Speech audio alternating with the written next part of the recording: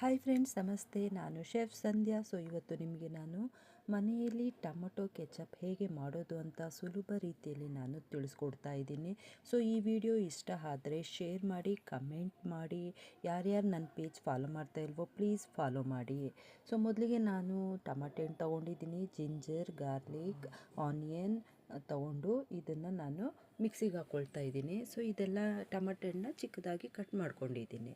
ಇದು ಮಿಕ್ಸಿಗೆ ಹಾಕ್ಕೊಂಡು ಇದನ್ನು ಪೇಸ್ಟ್ ಮಾಡಿಕೊಂಡು ಒಂದು ಪಾತ್ರೆಯಲ್ಲಿ ಹಾಕಿ ಅದನ್ನು ನಾನು ಸ್ವಲ್ಪ ಹೊತ್ತು ಚೆನ್ನಾಗಿ ಅದರಲ್ಲಿರುವಂಥ ನೀರೆಲ್ಲ ಬಾಯ್ಲ್ ಆಗೋದಕ್ಕೆ ಸ್ಟವ್ ಮೇಲಿಟ್ಟು ಬಾಯ್ಲ್ ಮಾಡ್ತಾ ಇದ್ದೀನಿ. ನೀರು ಬಾಯ್ಲ್ ಹಾಕ್ತಿದ್ದಂಗೆ ಅದ್ರ ಜೊತೆಯಲ್ಲಿ ನಾನು black pepper, sugar, vinegar, salt,